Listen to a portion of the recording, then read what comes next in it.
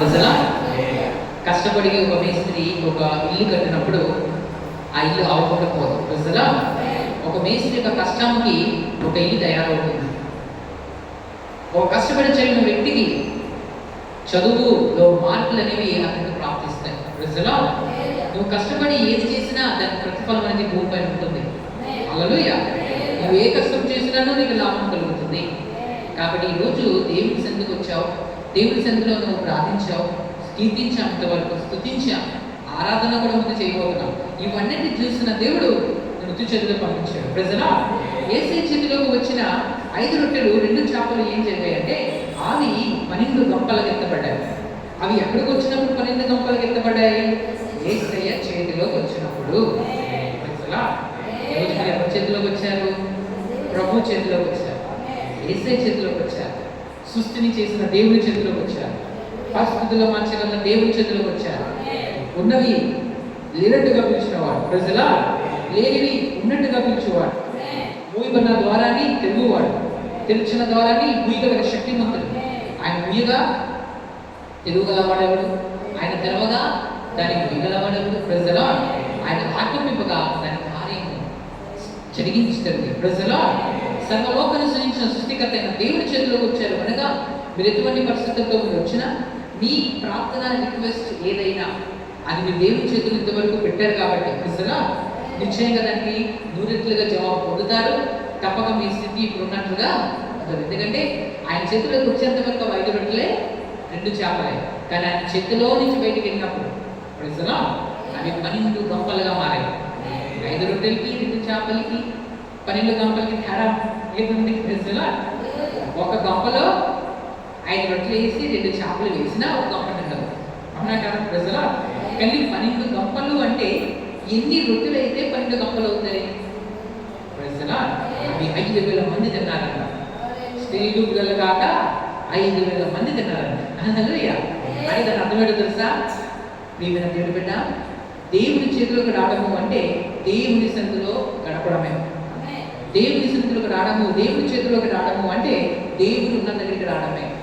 ఇక్కడ దేవుని మందిరంలో దేవుని సన్నిధి ఎక్కడ 2-3 నా నామమున కలిసి ఉంటారో నేను అక్కడ ఉంటానని యేసయ్య చెప్పారు. ఇప్పుడు మీరు వచ్చారు, ఎవరి దగ్గరికి వచ్చారు? యేసయ్య దగ్గరికి. ఎవరి చేతిలోకి వచ్చారు? దేవుని చేతిలో. దేవుని చేతిలోకి వచ్చిన నీకు ప్రియమైన దేవుని బిడ్డ నమ్ము, నమ్మిక మాత్రం ఉంచుము, దేవుని మహిమను చూస్తావు. నువ్వు వెళ్తున్నప్పుడే 12 గంపలుగా మనం వెళ్తావు. హల్లెలూయా.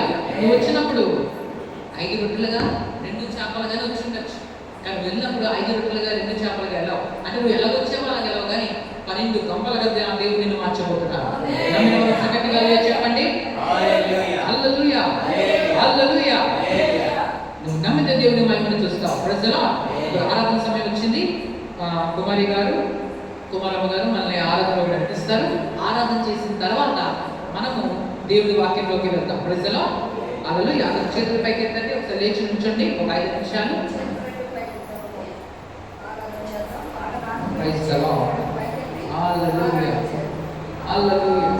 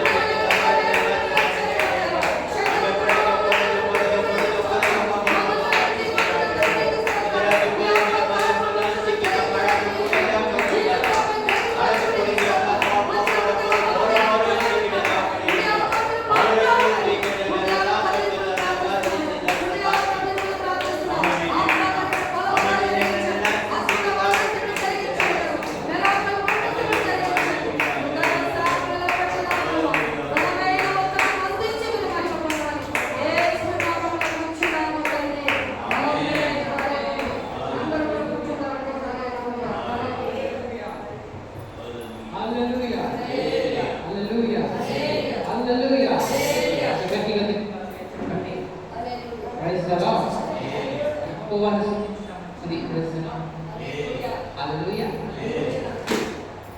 ఇంతవరకు దేవుని ఆరాధించారు, దేవుని స్తుతించారన్న వారందరూ ప్రేమ కలిగే చెప్పండి. Praise the Lord. ప్రియమైన దేవుని బిడ్డలారా, ఇంతవరకు దేవుని ఆరాధించాం, ఇంతవరకు దేవుని మనం స్తుతించాం. దేవుని స్తుతించిన మనము ఎప్పుడు కూడా మనం ఓడిపోం. హల్లెలూయా. ఇప్పుడు మనం దేవుని వాక్యంలో చూద్దాం. ఇప్పుడు సుమారు మన టైం మనం చూసుకుంటే ఇంకా మన దగ్గర 25 నిమిషాలు. హల్లెలూయా.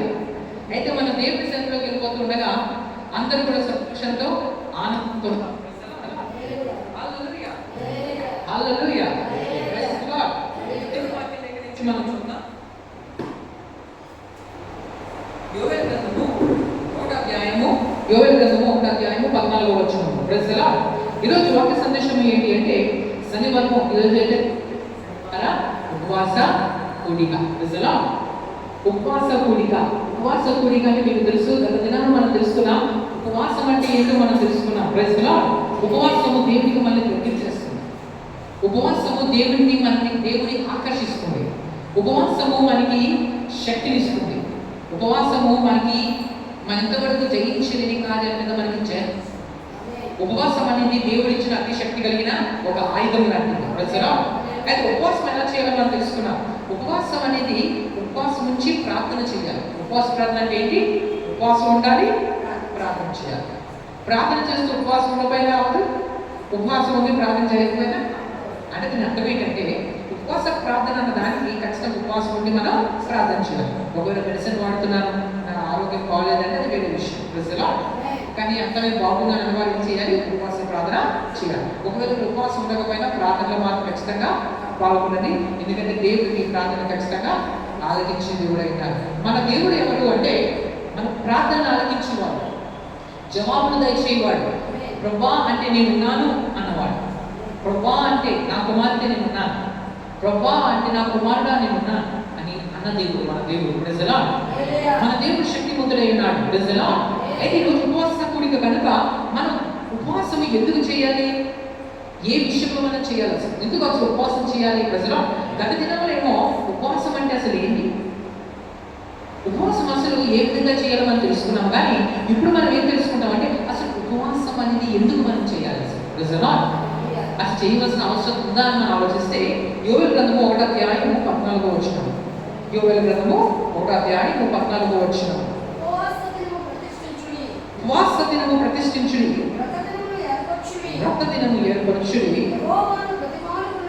యెహోవాను బ్రతిమాలుకొనుటకై పెద్దలను దేశంలోని జనులందరినీ మీ దేవుడైన యెహోవా మందిరములో సమకూర్చుడి. Praise the lord. చాలు. Praise the lord. ఇక్కడ దేవుని వాక్యాలు ఏమని సెలవిస్తున్నాయి తెలుసా? యోవేలు గ్రంథము 1వ అధ్యాయము 14వ వచనంలో మన వాక్యం చూస్తుంటే వాక్యం సెలవిస్తుంది, ఉపవాస దినము ప్రతిష్ఠించుడి, వ్రత దినము ఏర్పరచుడి, యెహోవాను బ్రతిమాలుకొనుటకై పెద్దలను దేశంలోని జనులందరినీ మీ దేవుని యెహోవా మందిరంలో సమకూర్చుడి. మీ దేవుని మందిరంలో ఏం చేయాలంట? సమకూర్చాలి. ఎవరిని సమకూర్చాలి? జనులను. Praise the Lord. ఎందుకు సమకూర్చాలంటే దేవుని మందిరంలోకి మనము ఉపవాసము చేయడానికి. Praise the Lord. అంటే ఉపవాసం అంత ఇంపార్టెంటా? ఎస్. వాక్యమైన దేవుడు రాయించారు బైబిల్ గ్రంథంలో ఏమనంటే ఉపవాసాన్ని ఖచ్చితంగా చేయాలి. ఉపవాస ప్రార్థన కూడా ప్రార్థనలలో అతి ప్రాముఖ్యమైన ప్రార్థనే. ప్రార్థనలు ఎన్నో రకాలు ఉన్నాయి. ఇరతెగక ప్రార్థన, విసుగక ప్రార్థన, ఆత్మతో చేసే ప్రార్థన, మానక చేసే ప్రార్థన, ఎల్లప్పుడూ చేసే ప్రార్థన, ప్రజల శక్తి కలిగిన ప్రార్థన, ప్రజల మానక తెల్లవారు చేసే ప్రార్థన, ఉపవాస ప్రార్థన, కుటుంబ ప్రార్థన, వ్యక్తిగత ప్రార్థన. వ్యక్తిగత ప్రార్థన అంటే మనం ఒంటరిగా చేసుకునే ప్రార్థన. కుటుంబ ప్రార్థన అంటే మన కుటుంబ సభ్యులతో కలిసి చేసుకునే ప్రార్థన. సమాజపూర్వకమైన ప్రార్థన అంటే ఇంకొక మన అనుకూలమే ఇలాగ కూడుకుని చేసే ప్రార్థన సమాజపూర్వకమైన ప్రార్థన. ఉపవాస ప్రార్థన అంటే ఉపవాసం ఉండి చేసే ప్రార్థన. ప్రజల అయితే ఉపవాసం లేకపోయినప్పటికీ కూడా మన ప్రార్థన అనేది మానక చేయాలి. అది చాలా ప్రాముఖ్యమైనది. ఎందుకు ప్రార్థన అంటే ప్రార్థన అనగా దేవుడితో మాట్లాడుట. ఇప్పుడు మనకేమైనా కుమారుడికి ఏమైనా అవసరం ఉన్నప్పుడు అది తండ్రికి చెప్తేనే తెలుస్తుంది. ఒక సామెత ఉంటుంది ఏంటంటే అడగకుండా తల్లి కూడా ఏం పెట్టాలంట? అన్నం పెట్టదు. అంటే కుమారుడికి ఆకలేసిన, కుమార్తెకు ఆకలేసిన వాళ్ళు ఏం చేయాలి? తండ్రిని తల్లిని అడగాలి. ఏమని? అమ్మ నాకు ఆకలేస్తుంది, అమ్మ నా పరిస్థితిని అని అడగాలి. ప్రజలా నువ్వు అమ్మవే కదా, అవును అమ్మనే, కానీ నువ్వు చెప్తేనే నాకు తెలుస్తుంది కదా. ప్రజలా అయితే దేవుడికి చెప్తే తెలుస్తుందా? చెప్పకుండా కూడా తెలుసు దేవుడికి. కానీ ఏంటంటే ఈ భూమి మీద మన యొక్క సహవాసం ఎలా అవుతుంది మనం చెప్పకపోతే? ప్రజలా ఇప్పుడు చూడండి, నేను ఒక చిన్న ప్రశ్న వేస్తాను. ఒక కాలేజీలో లేదా ఒక స్కూల్లో ఇద్దరు స్నేహితులు ఉన్నారు. ప్రజలా ఆ ఇద్దరు స్నేహితులు ఫస్ట్ క్లాస్లో కలిసి జాయిన్ అయ్యారు. ఓకే, ఫస్ట్ క్లాస్ ఎలా జాయిన్ అయ్యారు? కలిసి జాయిన్ అయ్యారు. 10th క్లాస్ వచ్చేసింది, కానీ ఒకరితో ఒకరు మాట్లాడుకోరు. ప్రజలా ఒకరితో మాట్లాడుకోరు. మన ఇద్దరు వెళ్ళిన తర్వాత వాళ్ళని అడిగాము, ఒక బిడ్డను పిలిచి అడిగితే, బాబు పలానా వ్యక్తి నీ క్లాస్మేట్ కదా? నా క్లాస్మేట్ అని అన్నాడు. అయితే అతను ఇంగ్లీష్ బుక్ ఎలా రాస్తాడు అని మరొక వ్యక్తి అడిగితే, నాకేం తెలుసు అన్నాడు. ప్రజలా అప్పుడు ఆ పక్క వ్యక్తి అడిగాడు, నువ్వు ఫస్ట్ క్లాస్లో అతనితో కలిసి జాయిన్ అయ్యావు కదా, మరి నాకేం తెలుసు అంటావేంటి? 10 సంవత్సరాలు మేము కలిసి చదువుకున్నారు కదా ఒకే క్లాసులో, నీకు తెలీదా అంటే నేను నాకు తెలీదే అన్నాడు. ప్రజలా అయితే 10 రోజుల తర్వాత 10th క్లాస్లో మరొక వ్యక్తి జాయిన్ అయ్యాడు. అప్పుడప్పుడే 10 రోజుల తర్వాత జాయిన్ అయిన ఆ వ్యక్తి, 10th క్లాస్లో జాయిన్ అయిన ఆ వ్యక్తి మరి 10 రోజుల తర్వాత చూస్తే అదే వ్యక్తి వచ్చి మరి ఈ వ్యక్తిని అడగడం ప్రారంభించారు. అతని కోసం తెలియదు అన్నావులే, అయితే ఇతని కోసం అడుగుతాను.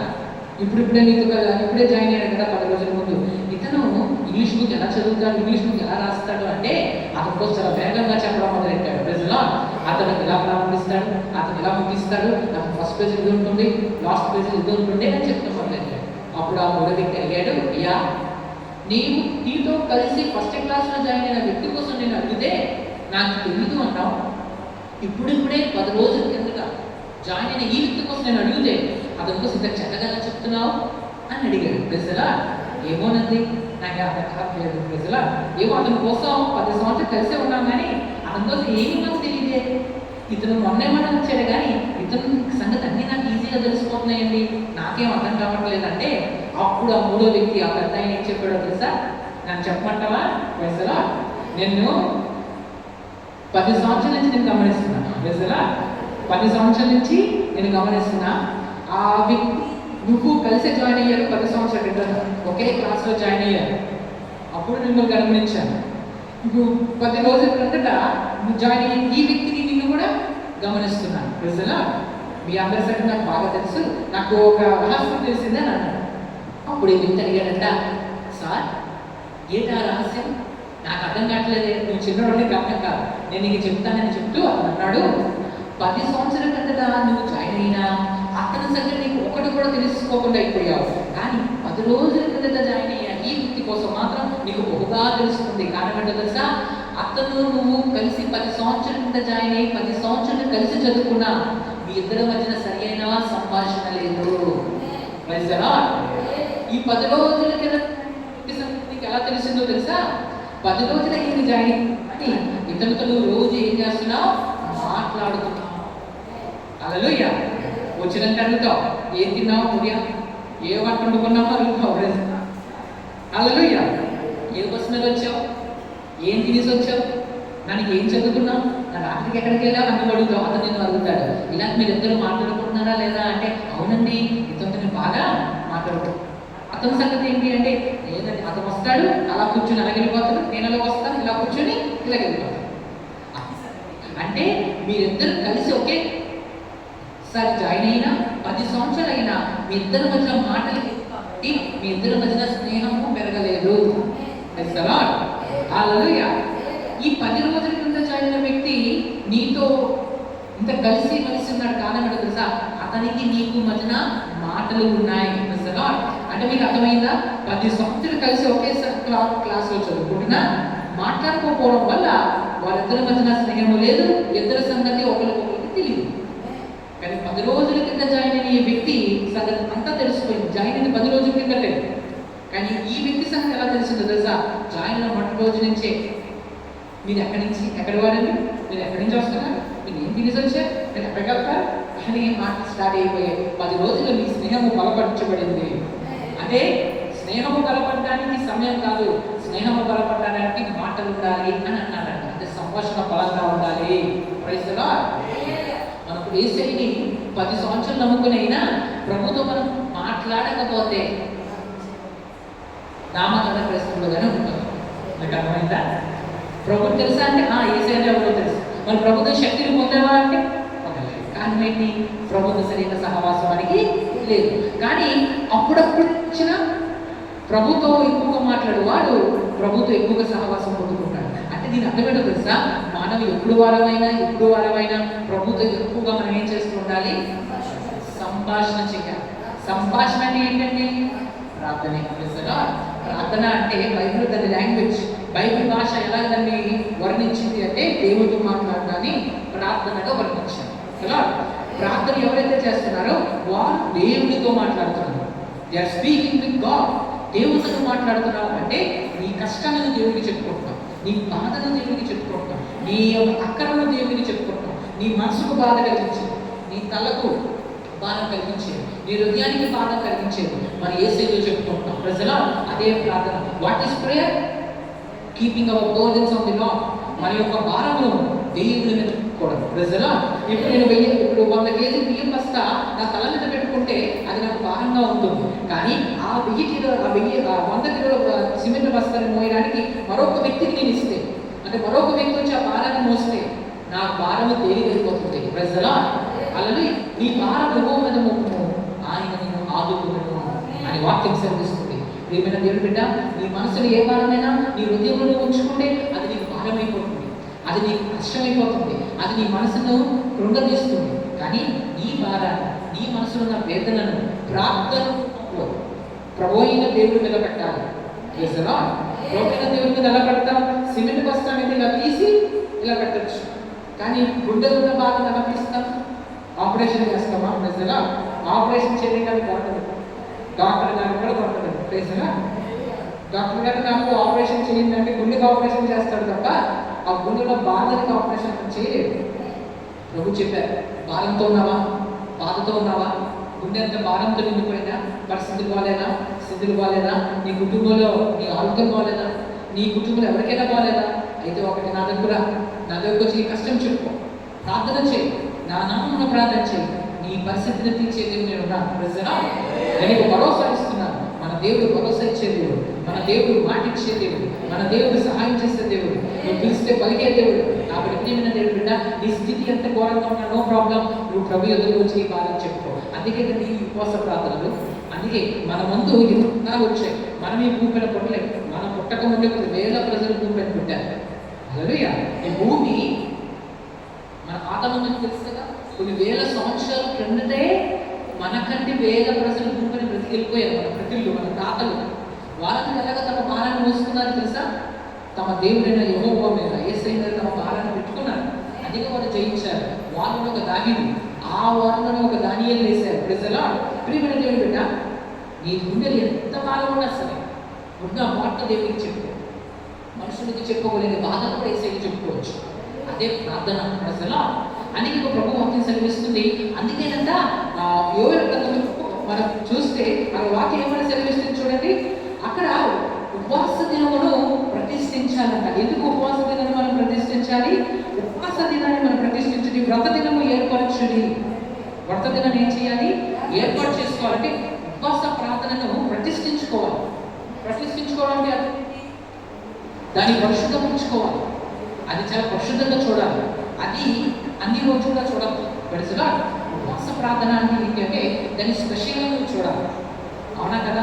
ఇప్పుడు మన పిల్లలకి బర్త్డే అనుకుంటాం, మనం ఎలా చూస్తాం? ఆ రోజు పిల్లల్ని రోజు ఒకలా చూస్తాం, బర్త్డే రోజు మరొకలా చూస్తాం. ఎందుకు? ఇప్పుడు ఆ రోజు స్పెషల్ డే అంటే మమ్మీ ఈరోజు ఏంటి నాకు కొత్త బట్టలు కొన్నాం, ఈరోజు నాకు స్పెషల్ ఉంటాయండి అని బాబు అడిగితే మనం ఏం చెప్తాం? ఈరోజు నీ బర్త్డే రా ప్రజలా, అందుకే నేను స్పెషల్గా చేశాను. ప్రజలా ఉపవాస ప్రార్థన కూడా దేవునికి స్పెషల్. ఉపవాస ప్రార్థన అంటే ఏంటంటే సార్, దేవునికి స్పెషల్ రోజు. అలాగే ఆ స్పెషల్ డే ఫర్ గాడ్. దేవునికి నువ్వు ఇవ్వగల గిఫ్ట్ ఏదో ఉందని తెలుసా? నీ ప్రార్థనే, నీ మాటలే. దేవునికి బంగారం అవసరం లేదు. దేవునికి నీ యొక్క స్వరం కావాలి.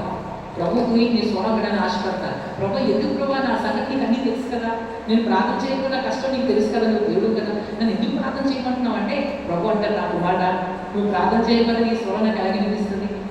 నీ స్వరాన్ని వినాలని ఆశపడుతున్నాను, నీ మొర నేను వినాలని ఆశపడుతున్నాను, నువ్వు మాట్లాడితే వినాలని ఆశగా ఉంది అంటాడు మన దేవుడు. నిజంగా హల్లెలూయా. దేవుడికి మనం చెప్పకముందే మన కష్టాలు తెలుసు, మనం చెప్పకముందే మన బాధలు కూడా తెలుసు. కానీ ఎందుకు ఆయన ప్రార్థన అనేది చేయమంటున్నారు?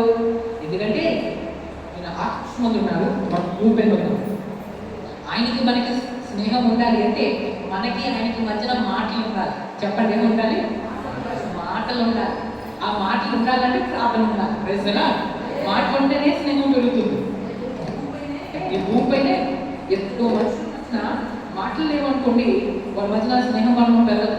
ఇప్పుడు నేనున్నాను, మీరున్నారు, మనం మాట్లాడుకోకపోతే మనకి మీకేమంటుంది?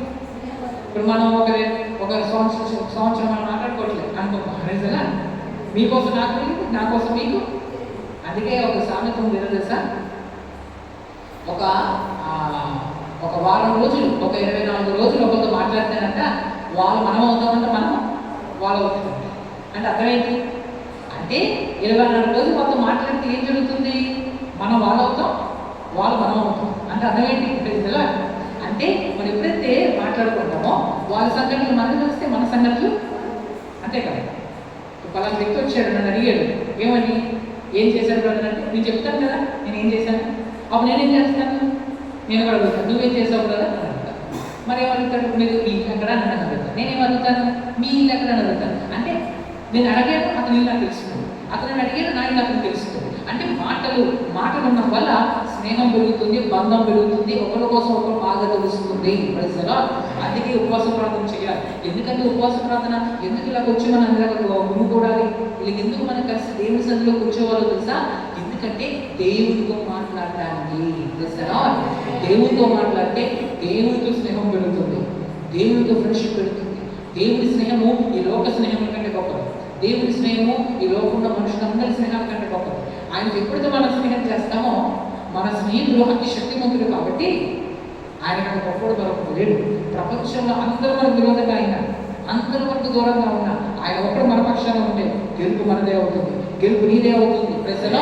ప్రజలా ప్రపంచం అంతా నీకు విరోధంగా ఉండొచ్చు, కానీ ఒక్క యేసుని నువ్వు కలిగి జీవిస్తే, ఒక్క యేసుని నీ స్నేహితులను నువ్వు పెట్టుకుంటే నీ అంత గొప్పవాడు మరొకడు ఉంటాడు. కారణం తెలుసా? దేవుని కలిగి ఉంటే జీవితం ఎలా ఉంటుందో తెలుసా? సూర్యుడి యొక్క వెలుగు కూడా నీ వెలుగు ముందు తక్కువైపోతుంది. ప్రజలా సంగతి చెప్పండి. హల్లెలూయా. పగట సూర్యుడు కనిపిస్తున్నాడే, మన ప్రభుని కలిగి ఉంటేనట ఆ సూర్యుడి వెలుగు మన వెలుగు ముందు తక్కువైపోతుంది. ప్రజలా నువ్వే కనిపిస్తావు, ఆ సూర్యుడు కనిపించదు. దాని అర్థమేంటో తెలుసా? అంతగా నువ్వు గనపరచబడతావు, అంతగా నువ్వు మహిమపరచబడతావు. దేవుని నమ్మి నువ్వు దిక్కు లేనివాడు కాదు, దేవుని నమ్మిన నీవు అనాథుడు కాదు, లోకమైన అనాథగా భావించిన దేవుడు కలిగి కాదు. ఎవరితో ఉన్నా ఎవరితో లేకపోయినా ఆయన నీ పక్షం నిలబడి నీకు జయిస్తారు. ఆయన నిన్ను మారుస్తారు, నీ కుటుంబంలో ఉన్న దుఃఖాన్ని తీరుస్తారు. నువ్వు ఎక్కడైతే పడిపోయావో అక్కడ నీకు లేపుతారు, ఎక్కడైతే ఓడిపోయావో అక్కడ నీకు గెలిపిస్తారు, ఎక్కడైతే నువ్వు కుండిపోయావో అక్కడ నీకు జయాన్నిస్తారు, ఎక్కడైతే నువ్వు బలహీనంగా ఉన్నావో అక్కడ నీకు బలాన్ని ఇస్తారు. మన దేవుడు అతి శక్తి కలిగిన దేవుడై ఉన్నాడు. ప్రజలా అయితే ఉపవాస దినము అందుకే ప్రతిష్ఠించుకోవాలి. ప్రజలా మరొకసారి చదువుదాం. 1వ అధ్యాయం 14వ వచనము. ఉపవాస దినమును ప్రతిష్ఠించుడి, వ్రత దినము ఏర్పరచుడి, యెహోవాను బ్రతిమాలుకొనుటకై పెద్దల నుండి జనులందరినీ నీ దేవుడిని యెహోవా మందిరములో ప్రజలందరినీ సమకూర్చాలి. ప్రజలా ఉపవాస ప్రార్థన చేస్తున్నాం అనుకుంటే మనం ఏం చేయాలి? మనకు తెలిసిన వాళ్ళు కూడా రండి బ్రదర్ సిస్టర్ రండి, మనం ఉపవాస ప్రార్థనకి వెళ్దాం. ఉపవాస ప్రార్థన పలానా స్థలంలో జరుగుతుంది, ప్రార్థన చేద్దాం అంటే పురుగొలుపుకోవాలి. ప్రజలా అవునా కదా? హల్లెలూయా. చిన్నప్పుడు దాగం వేస్తే అప్పుడు స్కూల్లో నీళ్ళు లేకపోతే మంచి స్నేహితులు ఏం చేసేవాడు? నీళ్ళు తాగేసి వచ్చేసి, రే నీళ్ళు అన్నీ ఉన్నాయి మనంతా వెళ్దాం, నీళ్ళు ఉన్నాయిరా. ప్రజలా చిన్న వయసులో చాక్లెట్ ఇష్టపడితే అప్పుడు ఏం చేసేవాడో తెలుసా? వాళ్ళు చాక్లెట్ తింటూ, రే చాక్లెట్ తినాలనిపిస్తుందంటే రా అక్కడ షాపు అని ఎక్కడికి? Chocolate shop. ప్రజలా అని మీకు అర్థమవుతుందా? ఒక చాక్లెట్ కొనడానికి, ఒక చాక్లెట్ తినడానికి మనల్ని ప్రేమించే స్నేహితుడు మన మేలు కోరి మన ఆశను గుర్తించి ఏం చేశాడు? మనల్ని తోడుకుని వెళ్ళాడు. ప్రజలా అవునా కదా? ఇప్పుడు స్త్రీలకు కూడా మంచి స్నేహితురాలు అంటే ఏం చేస్తారు? సిస్టర్ అక్కడ చీరలు బాగా ఉన్నాయి, అక్కడ డ్రెస్సులు బాగా ఉన్నాయి, నేను మమ్మీకున్నాను రండి అని ఏం చేస్తారు? తోడుగులు వెళ్తారు. అలాగే మనం కూడా దేవుని సన్నిధికి ప్రజలు ఏం చేస్తూ రావాలంట? తోడుగులు రావాలి. మన బంధువులు, మన స్నేహితులు, ఎవరు మనకి తెలిసినా వాళ్ళు మన దేవుని సన్నిధికి ఏం చేస్తూ వెళ్ళాలి? రండి వెళ్దాం, ప్రార్థన జరుగుతుంది, రండి కలిసి ప్రార్థన చేద్దాం, కలిసి ఉపవాసం ఉందాం, కలిసి దేవుని వాక్యం విందాం అని ఎప్పుడైతే దేవుని సన్నిధికి ప్రజలు తోడుకొని వస్తామో ఆ ఫలితం దేవుడు ఇస్తారు. ఇప్పుడు నాకు చాక్లెట్ ఇష్టం అనుకుందాం, అలాగే ఇష్టం లేదు నాకు కానీ అనుకుందాం ప్రజలా. అప్పుడు నా స్నేహితుడు చెప్పారు, నాకు చాక్లెట్ కావాలంటే ఆ అబ్బాయి ఆ చాక్లెట్ కావాలరా అని నన్ను పలానా స్థానానికి తీసుకెళ్ళి పలానా షాప్కి తీసుకెళ్ళి ఆ చాక్లెట్ కొనే విధంగా నేను చేస్తే నేను ఏం చెప్తాను? అతనికి థ్యాంక్స్ చెప్తాను ప్రజలా. అదేవిధంగా ఒక ఆత్మను మనం దేవుళ్ళకి నడిపిస్తే ఒకరోజు ఆ వ్యక్తి నీకు థ్యాంక్స్ చెప్తాడు ప్రజలా. ఆ వ్యక్తి నీకు వచ్చి సిస్టర్ నిజమే నేను ప్రభు అంటే నాకు తెలియదు కానీ మీరు నన్ను రమ్మంటే వచ్చాను, నా జీవితం పాడైపోయింది కానీ బాగు చేసే ప్రభు నన్ను పరిచయం చేశావు, నీకు థ్యాంక్స్ అని చెప్పి నీకు అతను చెప్పిన థ్యాంక్స్ దేవుడి పైకి వస్తుంది. హల్లెలూయా. ఆ ప్రతిఫలం నీకు వస్తుంది, నీవు లేకపోతే నీ పిల్లలకు వస్తుంది, నీకు తరతరాలకు వస్తుంది ప్రజలా. మన కష్టం ఎక్కడికి పోదు, మనం చేసే ప్రార్థన వృధాగా పోదు. నువ్వు ఎంత ప్రార్థించినా, నువ్వు ఎంత దేవుని మొదలుపెట్టినా అది వృధా కాదు. హల్లెలూయా. ఈ భూపైన నాయకపోతే నువ్వు వెళ్ళి ఏమైనా సహాయం కోరితే ఆయన నీకు సహాయం చేయడం మానడు, మంచి మనసున్న వ్యక్తి. అలాంటి దేవుడు ఏంటి నువ్వు ప్రార్థన చేస్తుంటే ఊరికే చూసి వదిలేస్తారా? ప్రజలా. అడుగుడు ఈ మీకు వాగ్దానం చేసిన దేవుడు, వెదుగుడు ఈ మీకు దొరుకుతుందని చెప్పిన దేవుడు, తట్టుడే ఇళ్ళబడుతుందని చెప్పిన మన దేవుడు. ఆయన తప్పుతూ ఉండగానే, ఆయన ప్రార్థిస్తూ ఉండగానే ఆయన నేను జవాబులు ఇచ్చి తీరుతాను. ప్రతి దానికి సమయం ఉంటుంది. ఈరోజు అవలేదా మళ్ళీ ప్రార్థించాలి, విసిగిపోకుండా ప్రజలా. మళ్ళీ ప్రార్థించాలి, ఖచ్చితంగా జవాబు చూపిస్తాను నా దేవుడు. ఆలస్యం అవుతుంది బాధపడుతున్నావా? ఆలస్యం అవుతుంది బాధపడకు. ఎంత ఆలస్యంగా అవుతుందో అంత ఘనమైన కాలం చూస్తాను. నువ్వు అడిగిన దానికంటే ఎక్కువ ఇస్తాను నా దేవుడు ప్రజలా. హల్లెలూయా. ఎందుకంటే ఆయన ఇంట అనేక నివాసములు కలవు. నా తండ్రి ఇంట భోజనము బహు ఎక్కువగా ఉన్నది ప్రజలా. అయితే ఉపవాస ప్రార్థన విషయం నేను 3 విషయాలు చెప్తాను. ఏంటి అంటే, ఒకటి యోవేలు గ్రంథం 1వ అధ్యాయము 14వ వచనం. యోవేలు గ్రంథం 1వ అధ్యాయము 14వ వచనం. ఒకటి ఏంటంటే ఉపవాస ప్రార్థన ఎలా చేయాలో తెలుసా? ఈ విషయం జ్ఞాపకం పెట్టుకోవాలి. ఉపవాస ప్రార్థన చేసినప్పుడు ఈ విషయాలు మనం జ్ఞాపకం పెట్టుకోవాలి. ఏంటంటే 3 విషయాలు చెప్పి నేను ముగిస్తాను. ఒకటి యోవేలు గ్రంథం 1వ అధ్యాయము 14వ వచనం. మళ్ళీ చదువుకున్న వచనాన్ని, ఉపవాస దినం ప్రతిష్ఠించుడి, వ్రత దినము ఏర్పరచుడి, యెహోవాను చాలండి, యెహోవాను ప్రతిమానుకోవాలి. ఉపవాస దినం ఎలా చేయాలో తెలుసా? ఉపవాస దినంలో ఈ విషయాన్ని జ్ఞాపకం పెట్టుకొని యెహోవాను, ఎందుకంటే 14వ వచనంలో చదివిస్తుంది, ఉపవాస దినము ప్రతిష్ఠించుడి, వ్రత దినము ఏర్పరచుడి, యెహోవాను ప్రతిమానుకునుటకై. యెహోవాను ప్రతిమానుకోవాలని ఏసని ఏం చేయాలి? ప్రభా నాకు అనుకోవద్దు, ఎలా ప్రార్థన చేయాలి? తండ్రి నా పరిస్థితిని నన్ను దయచేసి దయతో నన్ను కనికరించి, మీ దాసుని కనికరించి, మీ దాసులను నన్ను కనికరించి, నాకు ఇది కుప్పలేదు ప్రభా అన్నీ ప్రార్థన చేయాలి, ప్రతిమానుకోవాలి. నా బిడ్డలు మార్చు ప్రభా, నా కుమార్తెను మార్చు, నా కుమారుని మార్చు, నన్ను మార్చు, నాకు జ్ఞానం కావాలి, నా భక్తులు మార్చు, నా స్థితిని మార్చు. దేవాన్ని ప్రతిమానుకోవాలన్న ప్రార్థన అని దీన్ని మనం తగ్గించుకొని ప్రార్థన చేయాలి. ఉపవాసం చేసినప్పుడు ఉపవాస ప్రార్థన ఎలా చేయాలి? ప్రతిమానుకోవాలి. హల్లెలూయా. ఒక పెద్ద అధికారి అనుకోండి, ఆ పెద్ద అధికారి చేతులు అధికారం ఉంటే మనం ఏం చేస్తాం? సార్ ప్లీజ్ కొంచెం చూడండి సార్, ఎందుకంటే మనకి అతను సైన్ చేస్తే పని అవుతుంది. అవునా? కానీ మనం ఏం చేస్తాం? టీచర్ దగ్గర స్టూడెంట్స్ పిల్లలు ఏం చేస్తారు? ప్రిన్సిపల్ సార్ దగ్గర, సార్ ప్లీజ్ సైన్ పెట్టండి సార్ ప్లీజ్ అని అడుగుతారు. ఎవరు? పిల్లలు. ఎందుకు? ఆ ప్రిన్సిపల్ సైన్ పెడితేనే ఆ పిల్లలకి కార్యం అవుతుంది. ప్రజలా. కింద ఉన్న వ్యక్తి దాసుడు యజమాని ముందుకు వెళ్ళి ఏమంటాడు? అయ్యా ప్లీజ్ అయ్యారు కొంచెం నాకు సహాయం చేయండి, మీరు పలికితే మీరు చెప్తే వింటారు అంటారు. ఎందుకంటే ఆ దాసుడికి తెలుసు ఆ యజమానుడికి చెప్తే కార్యం జరుగుతుంది. అలాగే ఈరోజు మనం తెలుసుకోవాలి, దేవుడు చెప్తే కార్యం జరుగుతుంది. అందుకే ఉపవాస ప్రార్థన చేసినప్పుడు మొట్టమొదటి మనం ఏం చేయాలి తెలుసా? ప్రార్థన మనము అదే ఏం చేయాలి? ప్రభుని, ప్రభా నా స్థితిది అని మనం కమాండ్ చేసే విధంగా ప్రార్థన చేయకూడదు. ప్రార్థన ఎలా చేయాలి? బ్రతిమాలుతో చేయాలి. ప్రభా నాకు బాగా ఉంది ప్రభా, నా ఆరోగ్యం బాగాలేదు, నాకు బాగు చేయవా అని అడగాలి. పిల్లలు పోకపోతే ప్రభు నా పిల్లలు వచ్చి ప్రభు అని ప్రార్థన చేయాలి. పిల్లలకి జ్ఞానం లేదంటే ప్రభా నా పిల్లలకి జ్ఞానం ఇవ్వయ్యా. భర్త బాగోకపోతే నా భర్తకు బాగోలేదయ్యా, దయచేయిపోయా, దయచూపు ప్రభా అని ప్రార్థన చేయాలి. బ్రతిమాలుకోవడానికి తెలుసు కదా. తండ్రి దయతో కనికరించము, కరుణించము అని ప్రార్థన చేయాలి.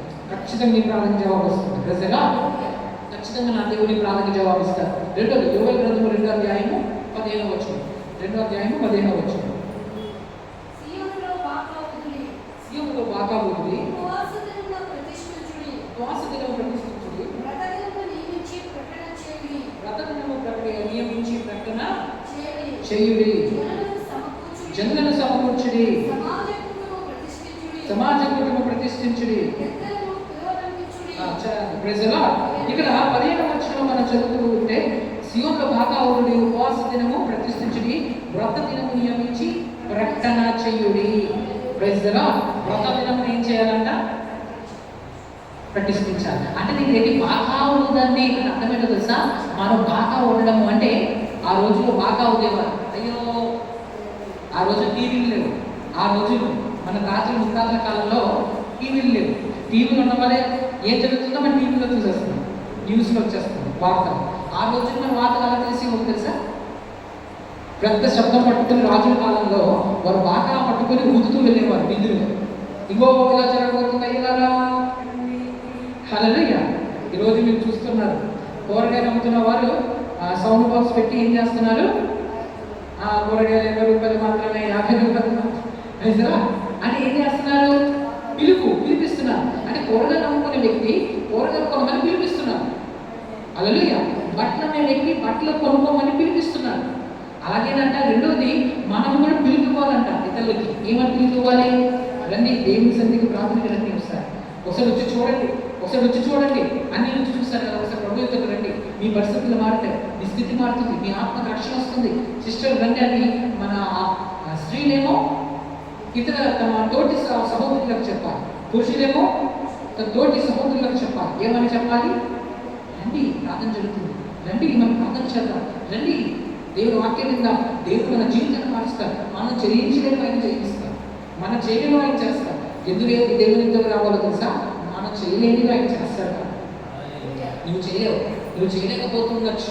నీ భర్తకి నువ్వు చెప్తే నీ భర్తని మాటినట్లేదేమో, నీ భార్యకి నువ్వు చెప్తే నీ భార్యని మాటినట్లేదేమో, నీ పిల్లల్ని మాటినట్లేదేమో, వాళ్ళని మాట వినకుండా ఉన్నారేమో. కానీ చెప్పేవారు నువ్వు చెప్పాలి. హల్లెలూయా. వాళ్ళు ఎవరి మాట వింటారో తెలుసా? ఎవరి మాట వినకపోయినా దేవుని మాట వాళ్ళు వింటారు. దేవునికి తెలిసి వాళ్ళు ఎలా చెప్పాలి, దేవునికి తెలిసి వాళ్ళు ఎలా ఆకర్షించాలి, దేవునికి తెలిసి వాళ్ళు ఎలా పోషించాలి. నువ్వు దేవునికి చెప్పు, ప్రియమైన కుమారుడా, నా ప్రియమైన దేవుని కుమార్తె, దేవునికి చెప్పాలి. ప్రార్థన తప్ప వేరే చేయలేదు. ప్రభు ఎదుగు వచ్చి ప్రభా నా పరిస్థితి దాన్ని ఒకటి బ్రతిమాలుకోవాలి. రెండోది దేవుని ఎదుగు వచ్చినప్పుడు మనం గుర్తుపెట్టుకోవాలి, మనము పిలుపు ఇవ్వాలి.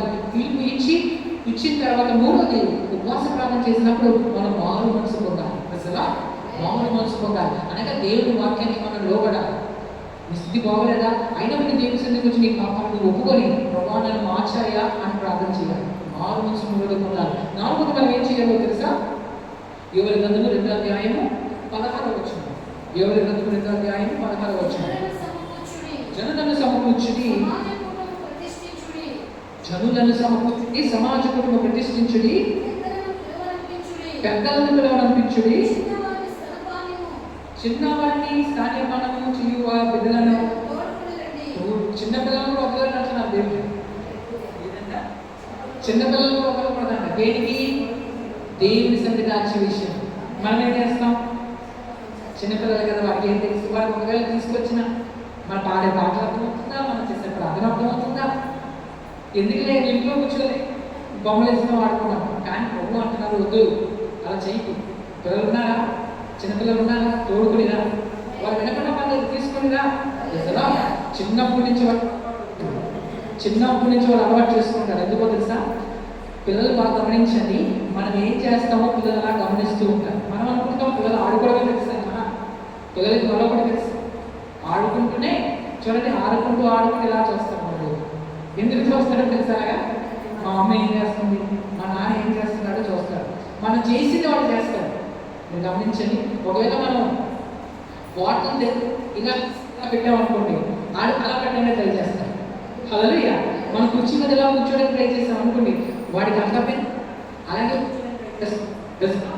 ఇంకోటి ఫోన్ మనం ఇలా వాడామనుకోండి, మనం ఇలా పెట్టుకున్నాం అనుకో, ఇప్పుడు ఫోన్ కూడా పెట్టి మన ఫోన్ ఇలా నొక్కి ఇలా ఎవరితో మాట్లాడుతున్నాం, వాడు కూడా ఏం చేస్తాడు ఒకరోజు ఓకే హలో మమ్మీ అంటాడు, అక్కడ మమ్మీ ఉంటాడు, అక్కడ మమ్మీ అర్థం ఏంటంటే పిల్లలు మనల్ని గమనిస్తూ ఉంటారు.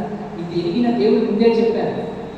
ఎందుకంటే ఆయన సృష్టికర్త, మన పిల్లలు చేసిన వాళ్ళు, మన పిల్లల్ని ఎలా పెంచాలో ఆయన దగ్గర నేర్చుకోవాలి. ఎందుకంటే పిల్లలు చేసినట్టు కావాలి, ఆయన మించిన టీచర్ లేదు, ఆయనకు మించిన తెలియని లేదు. కాబట్టి ఇప్పుడు పెద్దలా మనం ఎలా ఉండాలో చెప్పారు, తల్లిని ఎలా చూసుకోవాలో, తండ్రిని ఎలా చూసుకోవాలో అన్ని బైబిల్లో ఉన్నాయి. అందుకే ఎప్పుడు కూడా మనం వాక్యం చదవడానికి వెనక తీయకూడదు. ఈ వాక్యంలో సమస్తం ఉందండి. ఈ వాక్యం ఎవరైతే చదువుతారో మంచి జ్ఞానం వస్తుంది. హల్లెలూయా. బ్రదర్, మీకు ఇలాంటి మంచి విషయాలు తెలిసాయి, మీకు ఎవరు చెప్పారు అమ్మని గౌరవించమని? దేవుడు చెప్పారు. నాన్నగారిని గౌరవించమని ఎవరు చెప్పారు? దేవుడు చెప్పారు. పెద్దలు వస్తున్నారని నేర్చుకోమని ఎవరు చెప్పారు? దేవుడు చెప్పారు. పిల్లల్ని ఎలా పెంచాలో ఎవరు చెప్పారు? దేవుడు చెప్పారు. దేవుడి దగ్గర అన్ని ఆలోచనలు ఉన్నాయి. ప్రభు అందుకే అంటారు, పిల్లలను కూడా స్థాన్యపానం చేస్తున్న పిల్లలు, అంటే పాలు తాగే పిల్లల్ని కూడా వదలకూడదు. వాళ్ళు పాలు తాగినా తీసుకొచ్చి కూర్చోబెడితే వాడు నీ వైపు నా వైపు చూస్తూ ఉంటారు. ఈ రోజు వాడు నేర్చుకోవాలి, రేపు వచ్చి చూడండి మన ఇలా చప్పలు ఉంటే వాళ్ళు చప్పలు కొట్టడానికి ప్రయత్నం చేస్తారు. మనం మోకలి ప్రార్థన చేస్తుంటే 2 రోజులు 3 రోజులు తర్వాత నెమ్మదిగా చూసి ఏం చేస్తారు తెలుసా? మనం చేసినట్లే చేస్తారు. అందుకే మనం చెప్పకుండానే మన పిల్లల్ని భక్తిలో పెంచవచ్చు. అయితే ఒక సామెత ఉంటుంది, మొక్కై ఒకని మానై వంగదు అంటారు. కాబట్టి తెలుసా, మొక్క ఉన్నప్పుడు మొక్క ఇలా ఉండిపోయినా దాన్ని మనలాగా తిన్నగా చేయొచ్చు. మానుని మనం వంచలేం. పెద్ద వృక్షం అయిపోయింది అనుకోండి, పెద్ద చెట్టు అయిపోయింది, బిల్డింగ్ అంత పెద్ద చెట్టు అయిపోతే ఆ చెట్టుని మనం వంచలేం, చేయలేం. ఎందుకు? అది పెద్ద మానులు అయిపోయింది. అలాగే గుర్తుపెట్టుకోవాలి, మనం ఎప్పుడు కూడా మొక్కై ఉన్నప్పుడే వంచాలి. మనం అంటే వంచడం అంటే మొక్కున్నప్పుడే వాడికి భక్తి నేర్పించాలి. పిల్లలకి చిన్నప్పుడు భక్తి నేర్పించారు అనుకోండి, ఆ పిల్లడు పెద్దోడై మీకే సహాయం చేసేవాడుగా మారిపోతాడు. ఇంకా ఆ పిల్లల కోసం భయపడే అవసరం లేదు. ఆ పిల్లలకి మీకే సాయం చేస్తారు. మీకే ఈరోజు చాలా మంది తల్లిదండ్రులు ఎందుకు బాధపడుతున్నారో తెలుసా? చిన్నప్పుడే పిల్లలకి భక్తి నేర్పించకూడదు. వాళ్ళు నా చిన్నప్పుడు పిల్లలకి భక్తి నేర్పించకుండా ఎంత చదివించినా, ఎంత ధనం ఇచ్చినా, ఎంత వాళ్ళకి కారు కొనిచ్చినా, బండి కొనిచ్చినా, ఏ కొనిచ్చినా ఉపయోగం ఉండదు. ఎందుకో తెలుసా? భక్తి పిల్లలకు మనం నేర్పించకపోతే పిల్లలు చిన్నప్పుడు వాళ్ళు పెద్దవారు అయినప్పుడు అవన్నీ కలిగినప్పటికీ కూడా మనం ప్రేమించలేడు, మనకు సాయం చేయలేడు, మనకు దూరంగా వెళ్ళిపోతూ ఉంటాడు. హల్లెలూయా. అయితే నేను ఇప్పటికీ నా పిల్లలు పెద్దవాళ్ళు అయిపోయానండి, అయితే నా పరిస్థితి ఏంటి? అయినా నీకు శుభవార్త ఉంది, మార్చే దేవుడు ఉన్నాడు తెలుసా? నీ పిల్లలు పెద్దలు అయిపోయారా? అయితే పర్వాలేదు. అయినా ఇప్పటికీ కూడా ప్రభు సన్నిధిలో వచ్చి వారు పక్షంగా ప్రార్థన చేస్తే, అబ్రహాము లోతు పక్షంగా ప్రార్థన చేశాడు. లోతు కష్టంగా ఉంటాడు. లోతు మీదకి అగ్ని గంధకం రాబోతుంది కాల్చేయడానికి. అబ్రహాం ప్రభా నా లోతు ఉన్నాడు ప్రభా, దయచేసి ఆ లోతుని కాపాడు ప్రభా అని వేడుకుంటే ప్రభు అబ్రహాం గారి ప్రార్థన విని లోతుని కాపాడారు. ఈరోజు ప్రియమైన దేవుని బిడ్డ, ఈరోజు నీ కొడుకు పక్షంగా వచ్చారు, నీ భర్త పక్షంగా వచ్చారు, నీ యొక్క చెల్లి పక్షంగా, అక్క పక్షంగా వచ్చారు. నువ్వు వచ్చావు కాబట్టి నీ ద్వారానే అద్భుతం చేయబోతున్నాను. ప్రజలా హల్లెలూయా. నీ ద్వారా మనకి రక్షణ వస్తుంది, నీ ద్వారా మనకి జయం వస్తుంది. ప్రజలా నువ్వు అనుకోవచ్చు, నేను ఒకదాన్ని వచ్చాను, నేను ఒక్కరిని వచ్చాను, ఏం జరుగుతుంది అనుకుంటూ. ప్రజలా నీవు చేసే ప్రార్థన వినే దేవుడు నీ ఇంట్లో కార్యం చేస్తాడు.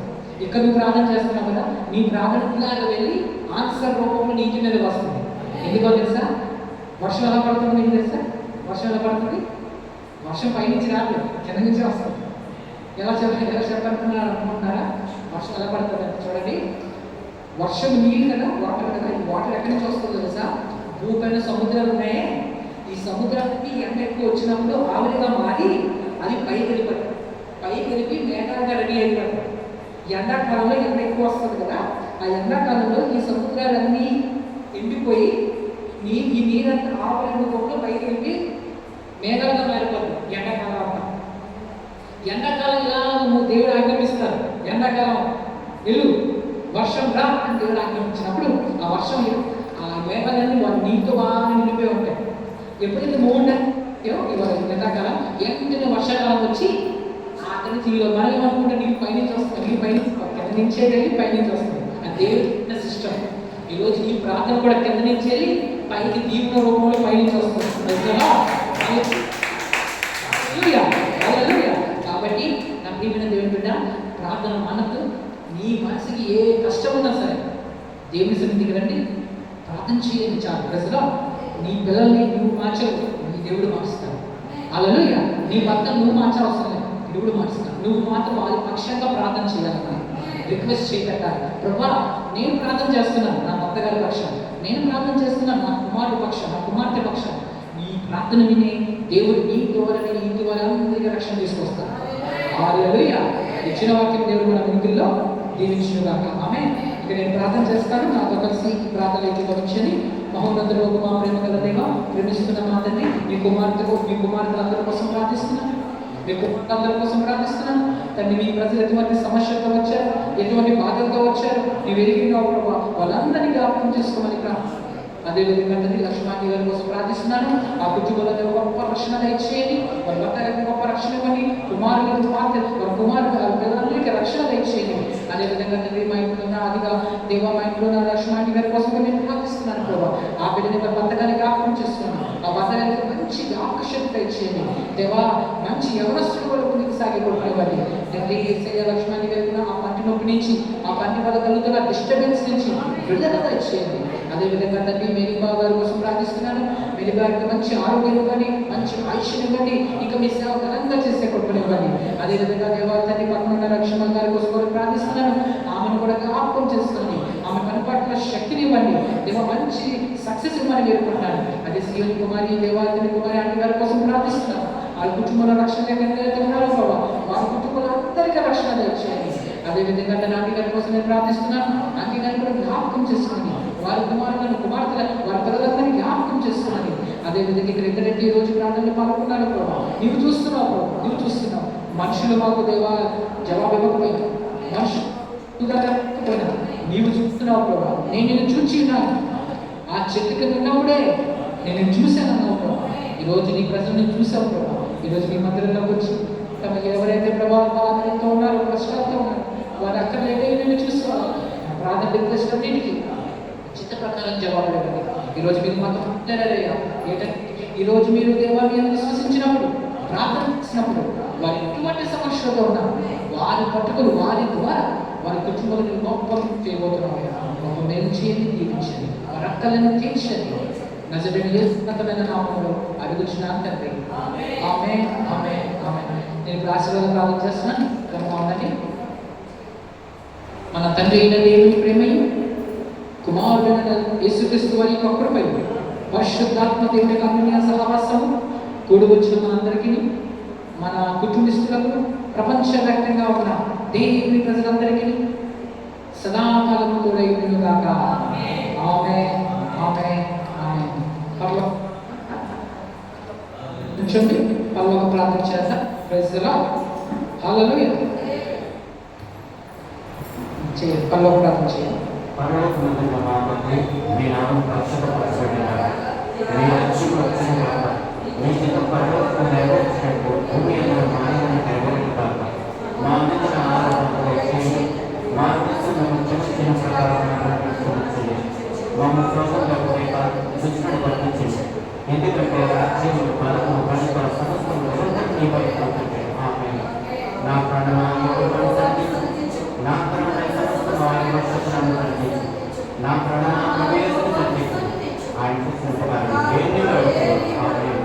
హల్లెలూయా, హల్లెలూయా. దేవుని సమాధానం మీకు తోడై ఉండుగాక. ఆమేన్. నేను మీకు చెప్తాను, మీరు నాకు చెప్పండి. ప్రజలా మిమ్మల్ని దీవించునుగాక, దేవుడు మిమ్మల్ని ఆశీర్వదించునుగాక, దేవుడు మీకు తోడై ఉండునుగాక, దేవుడు మీ అక్కర్లను తీర్చునుగాక, మీ రాకపోకలలో మిమ్మల్ని కాపాడడానికి దేవుడు తన దేవతలకు ఆజ్ఞాపించునుగాక, కృపాశ్యామములు మీ వెంట వచ్చునుగాక, కృపాశ్యామములు మీ వెంట వచ్చునుగాక, దేవుడు మీకు సహాయం చేయనుగాక, గొప్ప సమాధానం దేవుడు మీకు ఇచ్చునుగాక, దేవుడు మీకు సహాయం చేయనుగాక, మీ కుడిపాక్షమున